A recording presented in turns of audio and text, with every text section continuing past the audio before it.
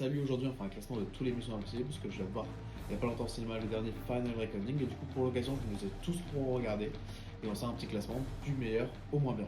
On commence par celui qui m'a le plus déçu de la saga, Dead Reckoning, et malheureusement c'est beaucoup du fait qu'il est en deux parties et que la première partie en fait aborde des bons sujets qui ne sont pas remis dans la deuxième. Dans cette on retrouve Protocol Phantom et malheureusement il est aussi bas dans le classement parce qu'il y a des choses qui pêchent dans le scénario malgré des cascades incroyables comme celle qu'on peut voir où il monte le Burj Khalifa. Mais un des problèmes de ce film, c'est peut-être son réalisateur, Brad Bird, qui était d'ailleurs son premier film à l'époque en live action. Et avant, on peut le connaître par exemple pour Les Indestructibles. Ensuite, on a Final Reckoning. Et vraiment, Final Reckoning, j'étais vraiment un peu dubitatif en sortant de la salle. Et en fait, ce que j'ai vraiment trop aimé dans ce film, c'est cette montée en tension tout le long du film qui monte, qui monte, qui monte. Il y a quand même des cascades qui sont peut-être parmi les meilleurs de la saga. Cinquième position, on retrouve un petit Mission Impossible un peu oublié, Rogue Nation.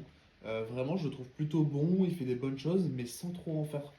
Je trouve que c'est un peu un qu'on oublie parce qu'il n'y a pas de cascade mémorable, il n'y a pas de scène mémorable dans ce film, et je sais pas, il est un peu là, il tombe avant et après des films qui sont quand même bons. Donc voilà. Dans le top 4 et là je pense que ça va faire jaser, c'est Fallout. Fallout qui est le préféré de la plupart des gens, qui est un de ceux qui a le mieux marché, qui vraiment attrape cette identité Mission Impossible. C'est à partir de celui-là où on a vraiment une identité commune à tous les Missions Impossibles. Parce que notamment c'est le même réalisateur qui va faire tout par la suite, donc qui est Christophe McQuarrie. Fallout, c'est la recette parfaite d'un Mission Impossible. Donc, si vous n'avez jamais vu Mission Impossible, c'est peut-être le seul qu'il faut voir parce que c'est vraiment l'ADN de Mission Impossible.